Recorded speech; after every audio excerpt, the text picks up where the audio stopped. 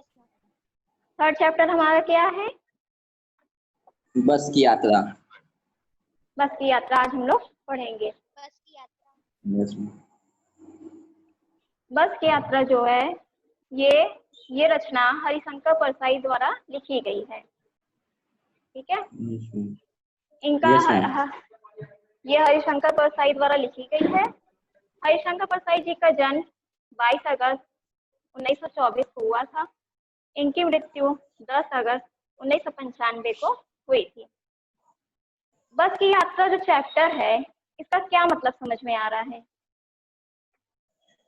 बताओ? Ma'am ma'am हम लोग बस से सफर करते हैं। हाँ, बस से जो सफर करते हैं, लेकिन इसमें बस की यात्रा जो चैप्टर है वो तो ठीक है, लेकिन इसमें लेखक ने ये बताने की कोशिश की है कि जो बस की यात्रा होती है, हम लोग जब बस में सफर करते हैं तो हम लोग कितने उससे दुर्व्यवस्था से जाते हैं और उतना हम लोग के पास नहीं रहता है कि जिससे हम अच्छे से सफर कर सकें। इसमें लेखक ने व्यक्तिगत भाव को प्रकट किया है। ठीक है, इसमें ये दर्शाया गया है कि किस तरह बस की देखभाल करनी चाहिए, किस तरह उसका रक्षा करना चाहिए, सेफ्टी से करना चाहिए। इसमें लोगों को जागरूक किया गया है। लेखक ने इसमें क्या किया है, लेखक को मतलब इसमें लोगों को जागरूक किया है कि विभाग का ये जो तरीका है वो गलत है, उसे सही से काम करना चाहिए। इसमें जो बस की यात्रा है ये एक दुर्व्यवस्था की ओर है। मतलब इस जो बस की यात्रा चैप्टर है इसमें बस लेखक को कितनी कठिनाइयों को झेल के जाना पड़ा है इसका वर्णन इसमें किया गया है। मेन यही है। ठीक है, और जब तक हम किसी कमियां नहीं बताएंगे तो इम्प्रूव कैसे करेगा, उसको सही कैसे करेगा ना। तो स्टार्ट करें, चैप्टर पढ़ना स्टार्ट करते हैं, आप लोग सुनिएगा। ठीक है? Yes ma'am. बस की यात्रा। हम 5 मित्रों ने तय किया कि शाम 4 बजे की बस से चलें। पन्ना से इस कंपनी की बस सतना के लिए घंटे भर बाद मिलती है, जो जबलपुर की ट्रेन मिला देती है। सुबह घर पहुंच जाएंगे। हम में से 2 को सुबह काम पर हाजिर होना था, इसलिए वापसी का यही रास्ता अपनाना जरूरी था। लोगों ने सलाह दी कि समझदार आदमी इस शाम की वाली बस से सफर नहीं करते। क्या रास्ते में डाकू मिलते हैं? नहीं, बस डाकिन है। बस को देखा तो श्रद्धा उमड़ पड़ी। सदियों के अनुभव के निशान लिए हुए थे। लोग इसलिए इससे सफर नहीं करना चाहते थे कि वृद्धावस्था में इसे कष्ट होगा। वृद्धावस्था मतलब बूढ़ा, पुराना। हाँ, वृद्ध की अवस्था जो होती है, बूढ़े लोग होते हैं, उनको कष्ट होगा। यह बस पूजा के योग्य थी, उस पर सवार कैसे हुआ जा सकता है। बस कंपनी के एक हिस्सेदार भी उसी बस से जा रहे थे। हमने उनसे पूछा, यह बस चलती भी है? वह बोले, चलती क्यों नहीं है जी, अभी चलेगी। हमने कहा, वही तो हम देखना चाहते हैं, आप अपने आप चलती है या? हाँ जी, और कैसे चलेगी। गजब हो गया, ऐसी बस अपने आप चलती है।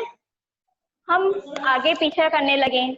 डॉक्टर मित्र ने कहा, डरो मत, चलो, बस अनुभवी है, नई नवेली बसों से ज्यादा विश्वसनीय है, हम बेटों की तरह प्यार से गोद में लेकर चलेगी। हम बैठ गए। जो छोड़ने आए थे वो इस तरह देख रहे थे जैसे अंतिम विदा दे रहे हैं। मतलब कि जहाँ पे जो और भी लोग आए थे, छोड़ने आते हैं ना, हमारे पेरेंट्स गार्जियन आते हैं ना, तो वो इस तरह से देख रहे थे जैसे अंतिम विदा ले रहे हैं। उनकी आंखें कह रही थी, आना जानो तो लगा ही रहता है, आया है सो जाएगा, राजा रंग फकीर। आदमी को कूच करने के लिए एक निमित्त चाहिए। इंजन सचमुच स्टार्ट हो गया। क्या वो आवाज नहीं आ रही है? आ रही मैम। ठीक, सुनाई दे रहा ना मेरी आवाज? Yes ma'am. ठीक है, यहाँ पे निमित्त का क्या अर्थ है बताओ? निमित्त मतलब क्या होता है? पता है किसी को? नियम के आधार से मैम।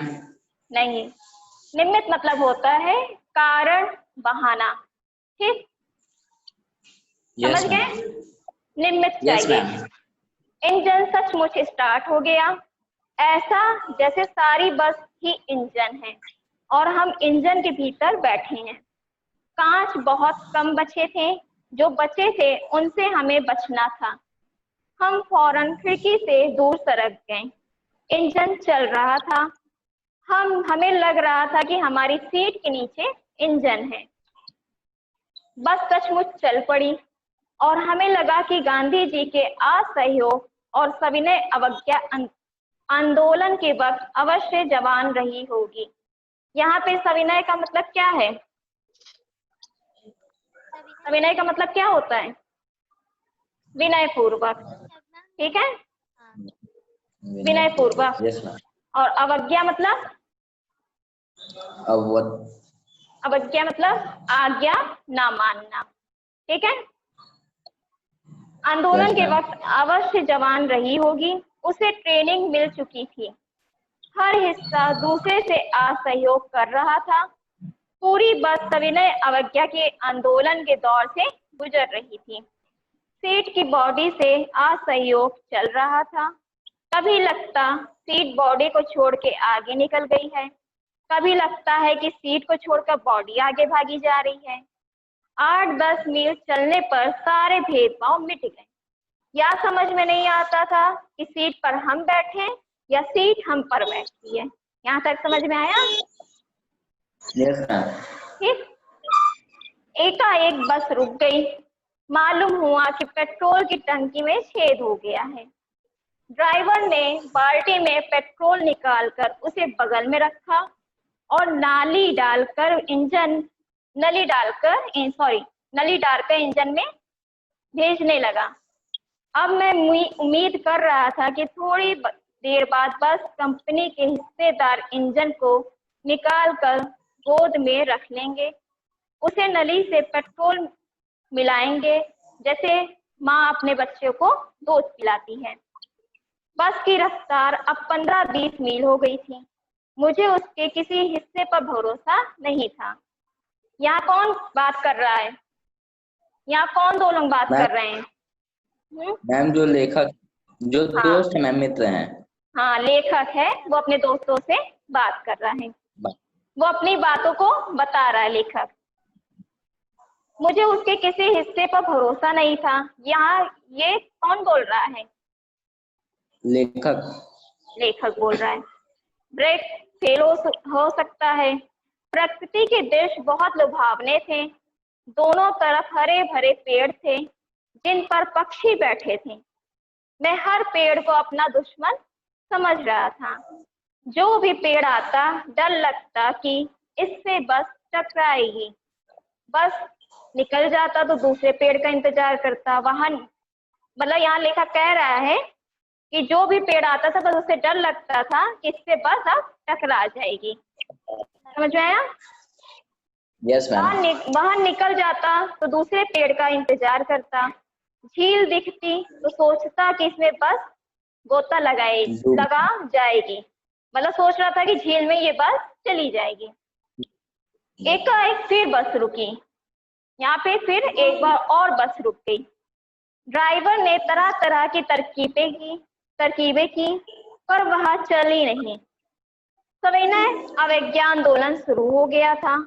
कंपनी के हिस्सेदार कह रहे थे बस तो फर्स्ट क्लास है जी, या तो इत्तेफाक की बात है। ये कौन बोल रहा था? मैम जो बस के हिस्सेदार थे। हाँ, बस के हिस्सेदार थे, वो ये बात बोल रहे थे। छेड़ चांदनी में वृक्षों की छाया के नीचे वह बस बड़ी दयनीय लग रही थी। लगता जैसे कोई वृद्धा थक कर बैठ गई हो। हमें गलनी हो रही थी। गलनी मीन्स क्या होता है? इसका मतलब होता है, हाँ बताओ। बेचैनी। बेचैनी भी हो सकता है लेकिन ये वर्ड नहीं है। मतलब कि खुद पर शर्म महसूस करना। ठीक, इसका ये अर्थ होता है। गलनी हो रही थी कि बेचारी पर लद कर हम चले आ रहे हैं। मतलब यहाँ पे लेखक कह रहा है कि बस ऐसी लग रही जैसे एक वृद्धा हो और उसके ऊपर हम बैठकर सफर कर रहे हों। अगर इसका परिणाम हो गया तो इस बियाबान में इसकी अंत्येष्टि करनी पड़ेगी। अंत्येष्टि का मतलब क्या होता है? अंत्येष्टि का मतलब क्या होता है बताओ? अंत्येष्टि का मतलब होता है देह कर्म। जब व्यक्ति की मृत्यु हो जाती है उसके बाद हम लोग अंतिम संस्कार करते हैं ना उसका। हेलो, यस मैम, करते हैं ना? तो इसका अर्थ यहाँ पे यही हुआ। उसके बाद फिर आगे क्या लेखक क्या बताता है? हिस्सेदार साहब ने इंजन खोला और कुछ सुधारा। जो उसके साहब थे, हिस्सेदार थे उनके, उन्होंने इंजन खोला और कुछ सुधारा। बस आगे चली। जब मतलब उस इंजन को सुधारा, बस को ठीक किया तो बस थोड़ी देर और चली। उसकी चाल और कम हो गई थी। धीरे धीरे वृद्धा की आंखों की ज्योति जाने लगी। यहाँ वृद्धा कौन है? बस बस है कि उसमें कोई व्यक्ति है? मैम, कौन बस है? है। बस है। बस है मैम। हाँ। बस है। चांदनी में रास्ता टटोल करवा रेंग रही थी। आगे या पीछे से कोई गाड़ी आती तो दिखती वो एकदम किनारे खड़ी हो जाती। कहती, निकल जाओ बेटी, अपनी तो वह उम्र ही नहीं रही। एक पुलिया के ऊपर पहुंचे ही थे कि एक टायर खराब हो गया। वह बहुत जोर से हिलकर थम गई। अगर स्पीड में होती तो उछल कर नाले में गिर जाती। उसका क्या हुआ था? टायर खराब हो गया था। अगर उसकी स्पीड तेज होती क्या होता? गिर जाता ना। Yes ma'am. मैंने उस कंपनी के हिस्सेदार की तरफ पहली बार श्रद्धा भाव से देखा। वह टायरों की हालत जानते हैं, फिर भी जाने हथेली पर लेकर इसी बस से सफर कर रहे हैं। उत्सर्ग की ऐसी भावना दुर्लभ है। सोचा, इस आदमी के साहस और बलिदान भावना का सही उपयोग नहीं हो रहा है। इसे तो किसी क्रांतिकारी आंदोलन का नेता होना चाहिए। अगर बस नाले में गिर पड़ती और हम सब मर जाते तो देवता बाहें पसारे उसका इंतजार करते। यहाँ पे क्या कहा गया है कि अगर यहाँ पे क्या बताया गया बताओ? मैम की जो बस का हिस्सेदार है, हाँ मैम वो उस बताओ। बस में तब भी सफर कर, मैम उसे मालूम है कि बस खराब है, लेकिन उस बस में वो तब भी सफर कर रहा है। कर रहा है तब उसे भी। ये मालूम है। यस हाँ मैम, उसे मालूम बोलो है कि बस खराब है, हो हाँ सकता है। जागृति तुम बोलो। मैम उसको अपने बस अपनी जान हथेली पे लेके बहुत ही सरवाइव तरीके से, बहुत ही मतलब कठिन हाँ हाँ, वो कठिन परिश्रम से जा रहा था। उसे इंतजार था कि अगर ये बात खराब हुई, अगर कुछ हो गया तो हम लोग मर जाएंगे। वह महान आदमी आ रहा था जिसने एक टायर के लिए प्राण दे दिए। मर गया पर टायर नहीं बदला। दूसरा घिसा टायर लगाकर बस फिर चली। फिर क्या हुआ था? एक टायर तो खराब हो गया था, फिर उसने क्या किया? दूसरा टायर लगाया। वो भी टायर कैसा लगाया था? घिसा हुआ घिसा खराब हुआ। टायर। घिसा हुआ और खराब टायर लगाया। अब हमने वक्त पर पन्ना पहुंचने की उम्मीद छोड़ दी थी। क्या सोचा लेखक ने? अब हम लोग इतनी धीमे धीमे जाएंगे तो हम लोग अपनी मंजिल पर नहीं पहुंच पाएंगे। उसने उम्मीद छोड़ दी। पन्ना कभी भी पहुंचने की उम्मीद छोड़ दी थी। पन्ना क्या, कहीं भी कभी भी पहुंचने की उम्मीद छोड़ दी थी। लेखक यहाँ पे क्या कह रहा है? पन्ना ही क्या, अपनी मंजिल ही क्या, उसने बीच सफर में ही उसने ये निश्चय कर लिया था कि अब हम लोग नहीं पहुंच पाएंगे। उसने बिल्कुल, उसकी उम्मीद खत्म हो गई थी, निराश हो गया था। लगता था जिंदगी इसी बस में गुजारनी है और इससे सीधे उस लोक को मर कर जाना पड़ता है। इस पृथ्वी पर उसकी कोई मंजिल नहीं है। लेखक यहाँ पे क्या सोचने लगता है कि अब इसकी कोई मंजिल नहीं है, हमारा पूरा समय वक्त अब कहाँ बीतेगा, बस में बीतेगा, बस में बीतेगा। हमारी बेताबी तनाव खत्म हो गए, अब बड़े इत्मीनान से घर की तरह बैठ गए। उस अब लेखक क्या करने लगा, उम्मीद छोड़ दिया। उस जो बेचैन हो रहा था कि हम लोग पहुंच पाएंगे कि नहीं पहुंच पाएंगे, उसने बेताबी को छोड़ दी। जो उसको टेंशन था वो भी छोड़ दिया। अब वो घर की तरह, जैसे घर में हम लोग इत्मीनान से नहीं बैठ जाते हैं, हर काम छोड़ के ना करते हैं ना, वो भी बस में उसी तरह इत्मीनान से घर की तरह बैठ गया। चिंता जाती रही, चिंता आती थी और चली जाती थी, क्या करेगा वो सोच के। हंसी मजाक चालू हो गया। बस में क्या हुआ, अब बस में उन लोग बैठ के, अब उन लोग क्या करने, हम लोग घर में बैठ के क्या करते हैं, बातें करते हैं एक दूसरे से, हंसी मजाक करते हैं, खेलते हैं ना। तब वो भी उस बस को घर बना लिया, घर समझ के वो बैठ गए और जितने लोग उसके साथ थे उसके साथ हंसी मजाक करने लगा, बात करने लगा। और अब वो ये प्रक्रिया अब जारी हो गई, चालू हो गया था। ठीक है, समझ में आ गया ये चैप्टर? Yes ma'am. और कोई कुछ ऐसी जगह जाना समझ में आया हो? जागृति मैम लास्ट मैम क्या बोल रहा थी? लास्ट क्या पैराग्राफ? ऑथर ने क्या बोला?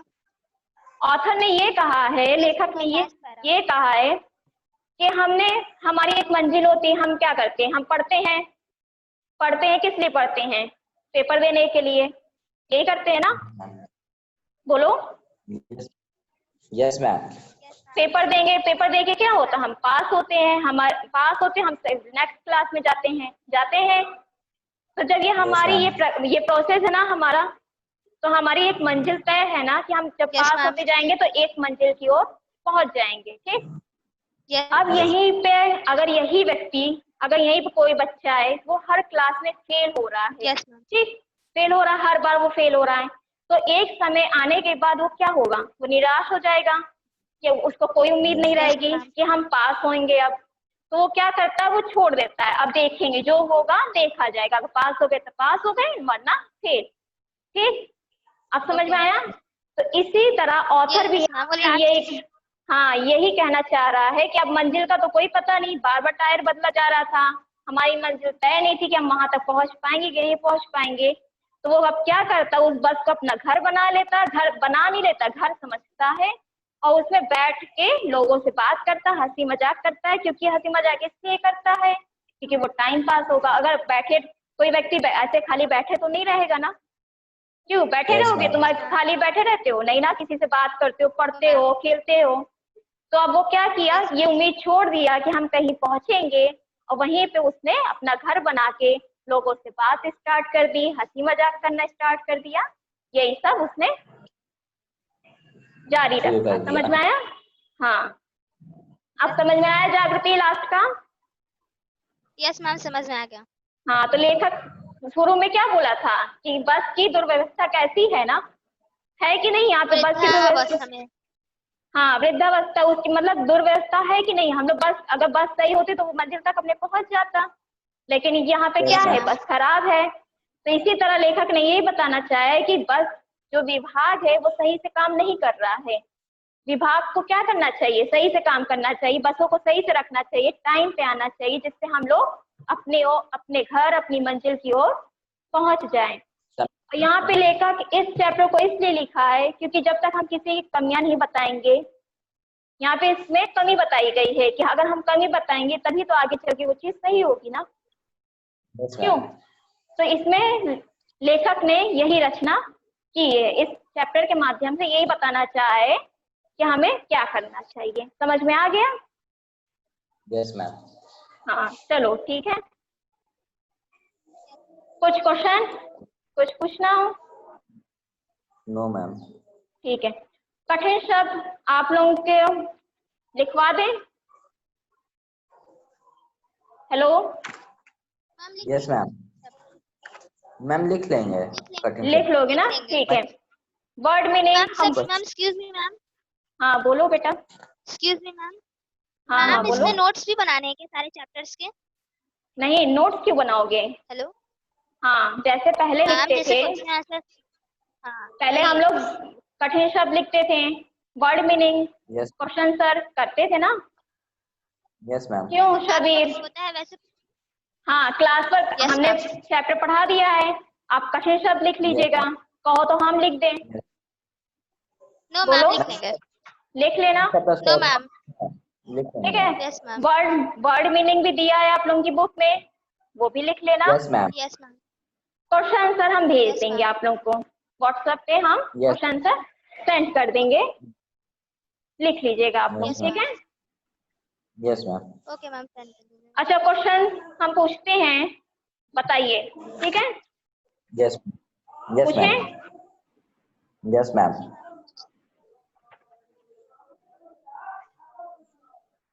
इसमें एक बात, हम वर्ड मीनिंग पूछे कि क्वेश्चन आंसर बताओ? मैम कुछ भी पूछिए। क्वेश्चन पूछते, ठीक है।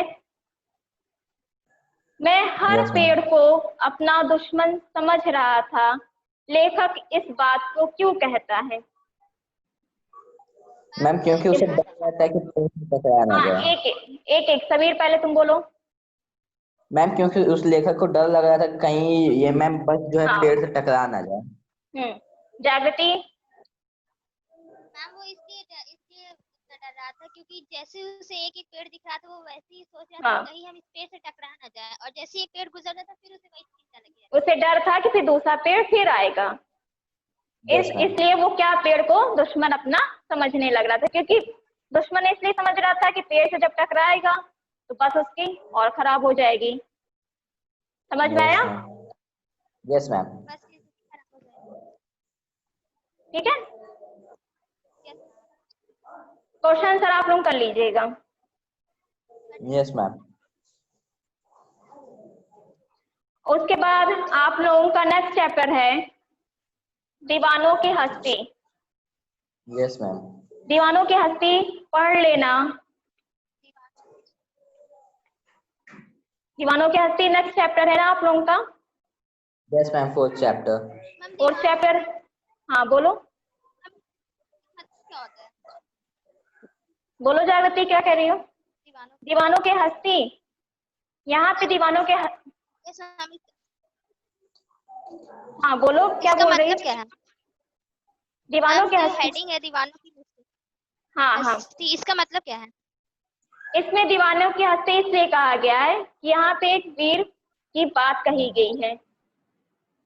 यहाँ पे दीवानों की हस्ती या दीवाना शब्द का यह अर्थ है यहाँ पे वीर से है, कि कोई व्यक्ति वीर कैसे है।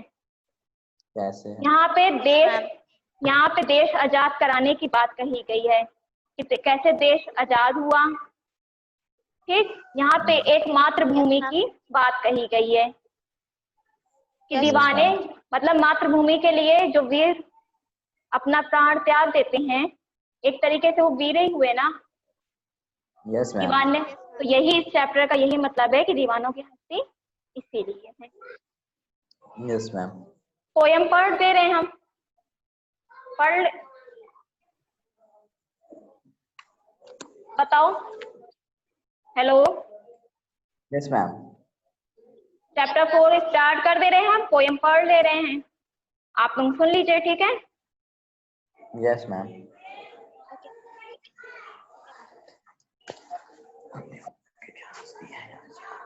हेलो, यस मैम, बोलिए। हाँ, Yes, ma'am. चैप्टर 4 आप लोग पहले पढ़िए, फिर हम बताते हैं, ठीक है। नेक्स्ट Yes, डे पे ma'am. हम बताएंगे, ठीक है। Thank you yes class. Ma'am. Thank you ma'am. क्या अब आपका क्लास खत्म ही हो जाएगा। कैसे कट करें? अभी तो स्टार्ट हो गया। दीवानों की क्या हंसती है आज, वहाँ चले मस्ती का आलम का चला, हम धूल उड़ाते जहाँ चले आए बनकर लाश, अभी बह चले अभी हम सब कहते कि रह सब कहते ही रह गए, अरे तुम कैसे आए कहाँ चले।